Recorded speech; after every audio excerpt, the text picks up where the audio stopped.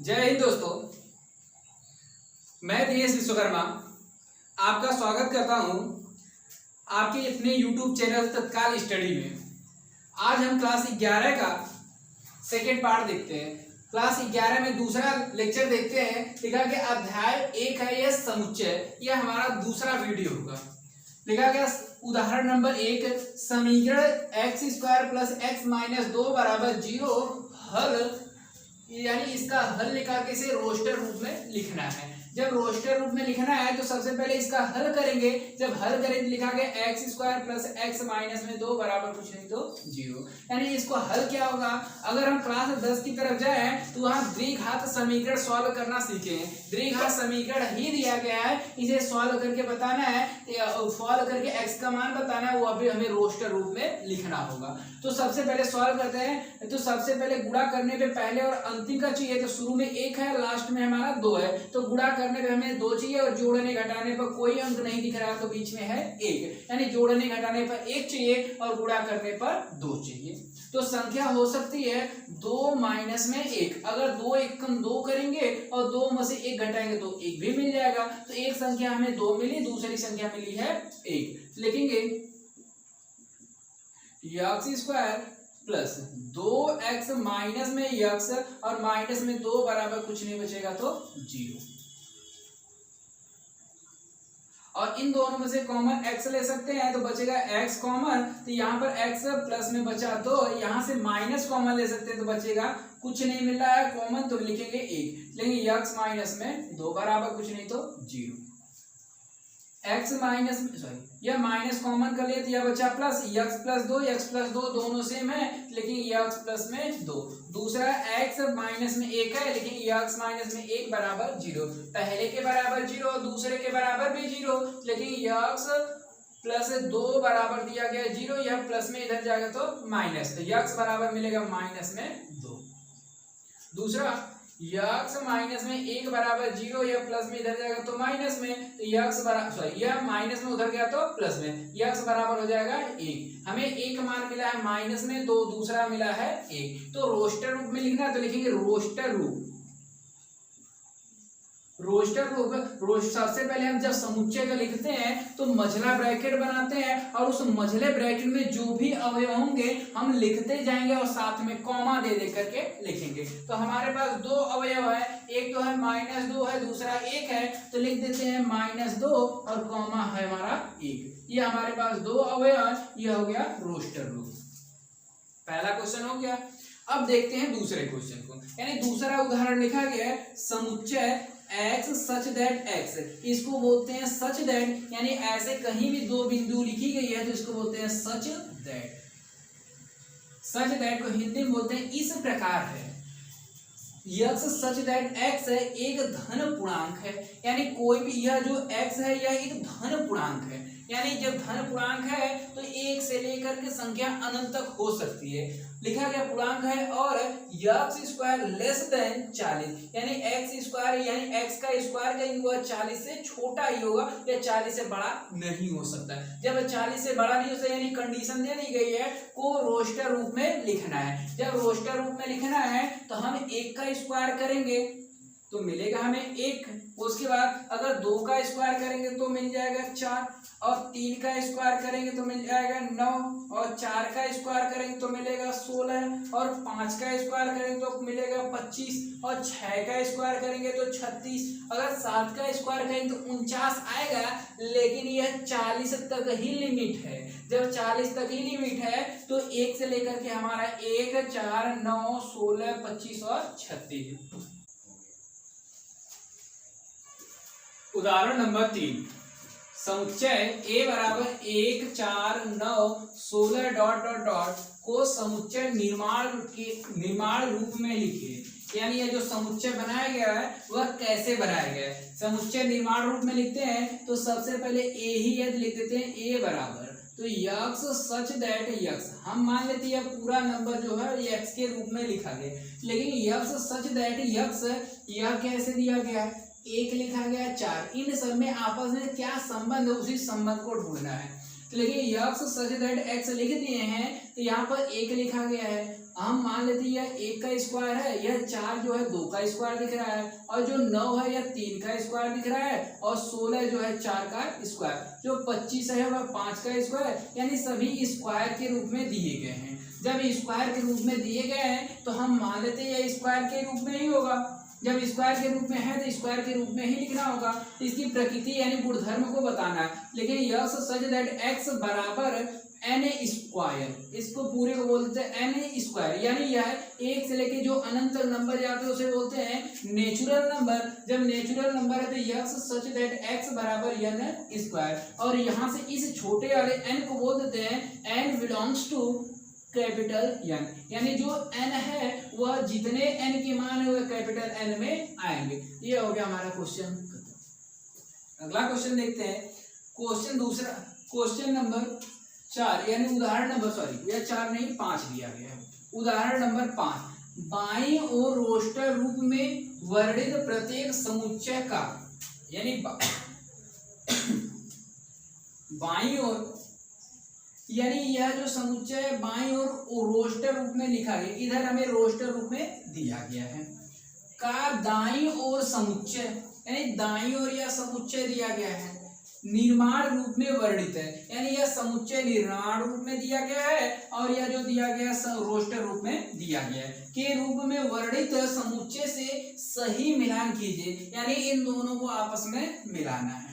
तो सबसे पहले यह जितने मान दिए गए सबको हम, अगर यह दिया गया समुच्चय निर्माण है तो हम इसको चेंज करके लिख देते हैं रोस्टर रूप में, क्योंकि इधर भी रोस्टर रूप है इधर भी रोस्टर रूप है। जब दोनों रोस्टर रूप में रहेंगे तो हम मिला लेंगे कौन कौन से हमारे अवयव हैं। लिखा गया यक्स सच दैट यक्स एक धन पूर्णांक है तथा 18 का भाजक है। 18 का भाजक है वह एक धन पूर्णांक है। जो 18 का भाजक है तो वह लिख सकते हैं 1 हो सकता है, 2 भाग जाएगी, फिर 3 से भी जाएगी, और उसके बाद 4 से भाग देंगे तो नहीं जाएगी, उसके बाद 5 से देंगे तब भी नहीं जाएगी, 6 से देंगे तो 6 से यह कट जाएगा, फिर 7 से देंगे नहीं जाएगी, 8 से भाग देंगे नहीं जाएगी, 9 से भाग देंगे तो यह कट जाएगा, अगर 10 से भाग देंगे तो नहीं जाएगी, 11 से 12 से 13 से नहीं जाएगी, डायरेक्ट यह 18 से कटेगा तो लिख देते हैं 18। यह सच दैट एक्स एक धन पूर्णांक है तथा 18 का भाजक है। 18 को विभाजित करने वाले 1 2 3 6 9 और 18 हैं। अब देखते हैं इनमें से कोई ऑप्शन मिल रहा है या नहीं। देखिए 1 2 3 6 9 18, 1 2 3 6 9 और 18, यानी जो पहला इधर का है और इधर का जो तीसरा है यह दोनों आपस में मिल गए।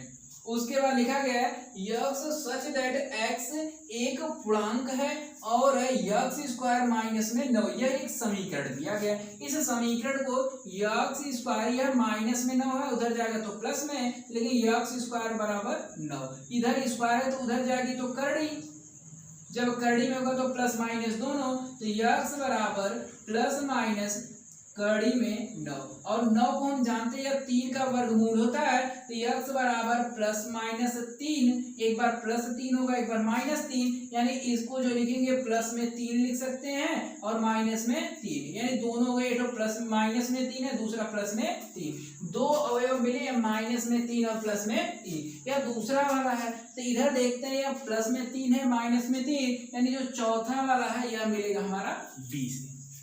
फिर यक्स सच दैट एक्स एक पूर्णांक है और x प्लस 1 बराबर 1, इसको सॉल्व करके रोस्टर रूप में लिखने का प्रयास करते हैं। यह प्लस में उधर गया तो माइनस में, यक्स बराबर 1 तो पहले से था, माइनस में 1, दोनों कट गए, यक्स बराबर मिल गया 0, यानी जो अवयव है यह मिला है केवल 0। जब 0 है तो यानी जो तीसरा वाले में 0 है, इधर हमारा 0 मिला है दूसरे वाले में, तो दूसरे को मिलाना है सी से। उसके बाद यक्स सच दैट एक्स शब्द प्रिंसिपल का एक अक्षर है, इसको भी लिखेंगे। प्रिंसिपल के पहला लिखा गया पी, दूसरा है आर, तीसरा है आई, चौथा है एन, पांचवा है सी और छठवां फिर से आई। चूंकि हम पहले से आई लिख चुके हैं तो कोई भी पुनरावृत्ति नहीं होती है, जिसके कारण हम दोबारा से आई नहीं लिखेंगे। और उसके बाद P भी है तो P को भी लिख चुके हैं, फिर A है तो A को लिख लेते हैं, फिर L है L नहीं लिखे तो L भी लिख लेते हैं। यह हो गया हमारा, यानी PRINCAL। यहाँ पे पहले ऑप्शन में PRINCAL, यानी पहले को हमें मिला देना है चौथे से। यह है 1 नंबर। ऐसे अगर कुछ भी रोज समुच्चय निर्माण के रूप में दिया गया तो सबसे पहले हम उसे रोस्टर रूप में बदल लेंगे तो बहुत ही आसान तरीका हो जाएगा।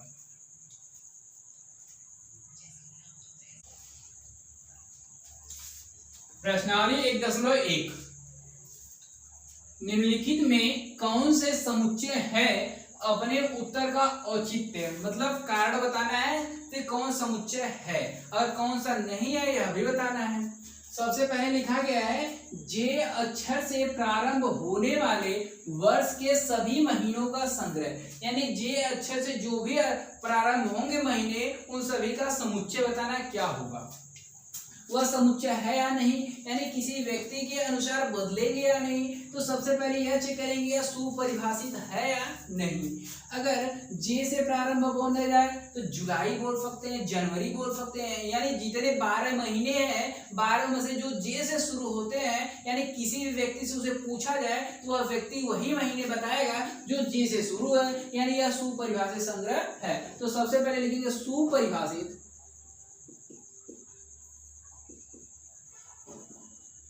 संग्रह है। जब सुपरिभाषित संग्रह है तो इसके समुच्चय के अवयव को भी साथ में लिखते हैं, यानी यह सुपरिभाषित संग्रह है तो समुच्चय है, जब समुच्चय है तो लिख देते हैं। तो सबसे पहले आएगा जनवरी,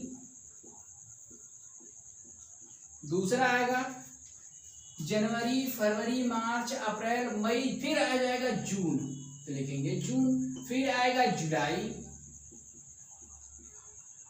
फिर उसके बाद अगस्त, सितंबर, अक्टूबर, नवंबर, दिसंबर कुछ भी नहीं, यानी जे से जो शुरू होने वाला है जनवरी है, जून है और जुलाई, ये हो गया हमारा।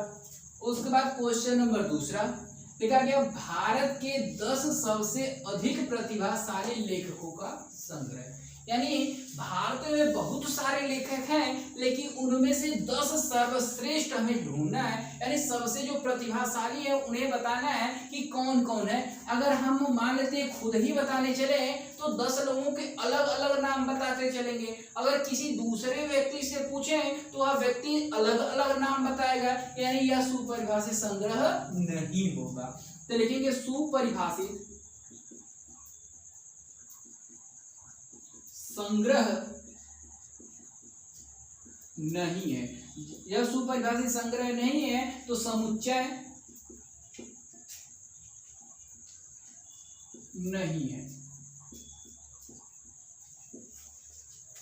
तीसरा देखते हैं, तीसरा लिखा गया है विश्व के सर्वश्रेष्ठ 11 बल्लेबाजों का संग्रह, यानी विश्व भर में से हमें 11 बल्लेबाज ढूंढने हैं, वो भी सबसे बेहतर। अगर मान लेते हैं 5 लोगों को बुला लेते हैं, 5 से पूछ लिया 11 बल्लेबाजों का नाम बताओ जो तुम्हारे लिए सबसे बढ़िया है, तो सभी अगर मान लेते सभी के सभी मान लेते हैं अपने भारत से बोले, हो सकता है सभी एक ही नाम बता दे, सभी सेम बता दे, लेकिन अगर हम दूसरे देश में चले जाएं तो अलग अलग बताने लगे, यानी जब अलग अलग बताएंगे तो सुपरिभाषित नहीं होगा, लेकिन ये सुपरिभाषित नहीं है। सुपरिभाषित संग्रह नहीं है, जब सुपरिभाषित नहीं है तो समुच्चय नहीं है।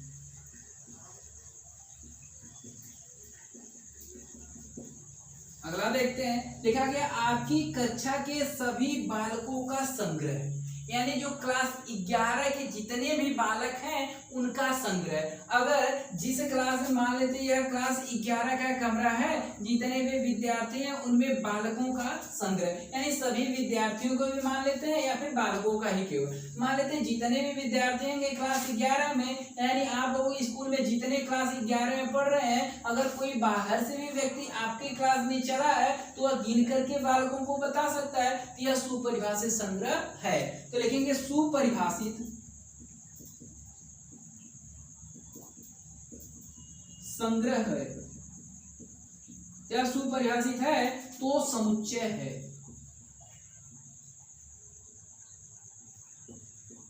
अगला देखते हैं, लिखा गया 100 से कम सभी प्राकृतिक संख्याओं का संग्रह है। यानी 100 से कम लेना है प्राकृतिक संख्या।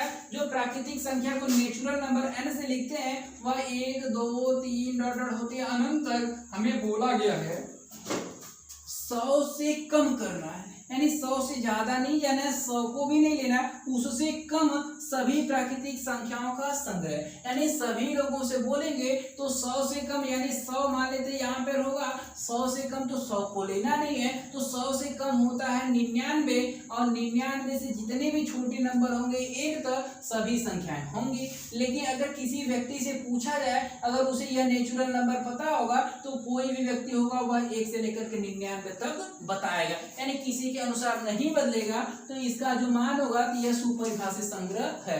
जब सुपरिभाषित है तो कहेंगे यह समुच्चय है। तो समुच्चय को डायरेक्ट अवयव को लिख देते हैं, 1 है 2 है 3 है 4 है डॉट डॉट डॉट डॉट 99 तक लिख देते हैं।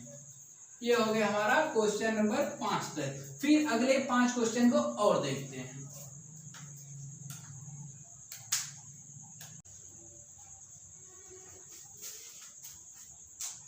प्रश्न संख्या 6, लेखक प्रेमचंद्र द्वारा लिखित उपन्यासों का संग्रह। यानी मुंशी प्रेमचंद्र ने जितने भी उपन्यास लिखे हैं सबका संग्रह, यानी जो वह लिखे हैं वह तो बदल नहीं सकता। जब बदल नहीं सकता है तो वह एक सुपरिभाषित संग्रह है। तो लिखेंगे सुपरिभाषित संग्रह है। जब सुपरिभाषित संग्रह है तो बोलेंगे समुच्चय है। तो समुच्चय है। अगला, सभी समपूर्णांकों का संग्रह। दुनिया में जितने भी समपूर्णांक आएंगे सबका समुच्चय बताना है।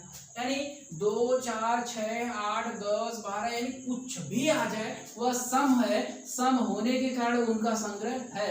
अगर सम संग्रह ले लिए, जैसे 2 आएगा 4 आएगा 6 आएगा 8 आएगा 10 आएगा डॉट डॉट डॉट, दुनिया में जितने भी पूर्णांक है सबका संग्रह लेना है। तो किसी व्यक्ति के अनुसार नहीं बदलेगा। जब किसी व्यक्ति के अनुसार नहीं बदलेगा तो यह समुच्चय हो गया, और समुच्चय के अवयव भी लिखते हैं।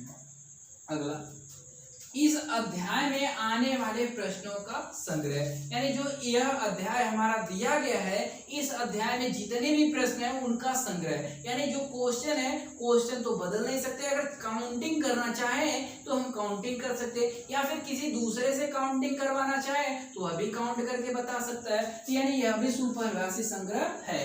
लेकिन सुपरिभाषित संग्रह है या डायरेक्ट लिखते तो समुच्चय है।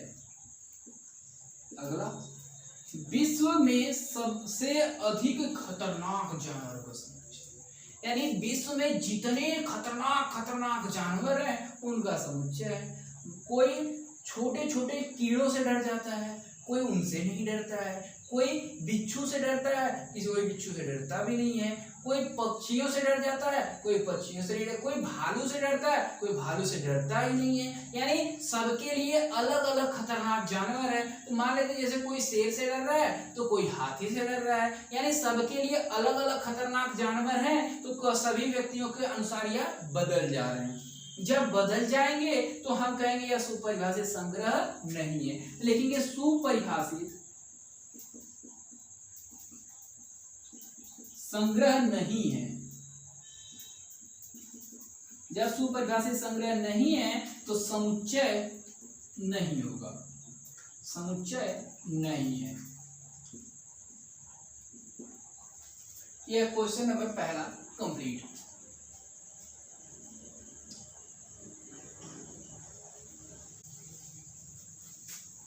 प्रश्न संख्या 2, मान लीजिए 1 2 3 4 5 और 6 रिक्त स्थानों में उपयुक्त प्रतीक सबसेट बिलोंग्स टू अथवा डज नॉट बिलोंग्स टू भरिए। इसको बोलते हैं बिलोंग्स टू और इसको बोलते हैं डज नॉट बिलोंग्स टू।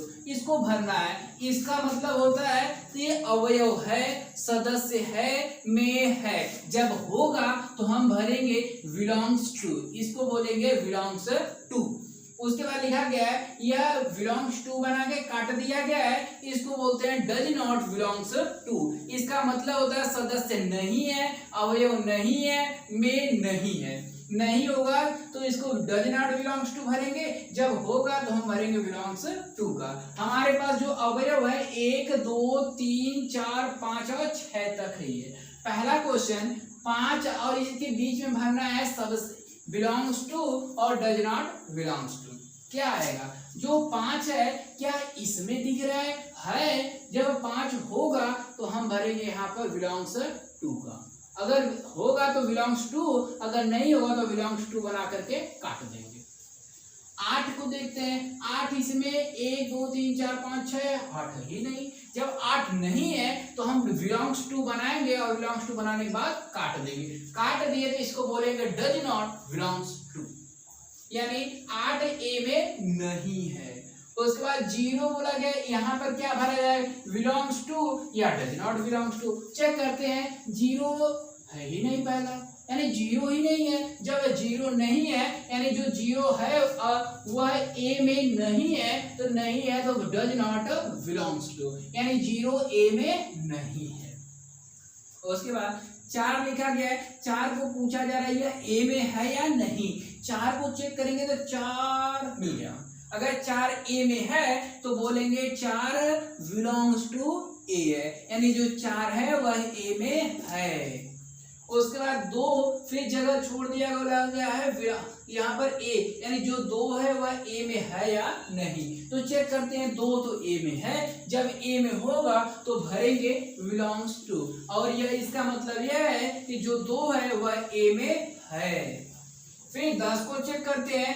10 फिर जगह छोड़ दिया गया, लिखा गया ए। यह पूछा जाए जो 10 है वह ए में है या नहीं। तो देखते हैं 10 1 से लेके 6 तक है, 10 ही नहीं। जब 10 नहीं होगा तो बिलोंग्स टू बनाएंगे तो जरूर, लेकिन इसको काट देंगे। कहेंगे 10 ए में नहीं है, यानी 10 डज नॉट बिलोंग्स टू ए। यह हमारा खत्म।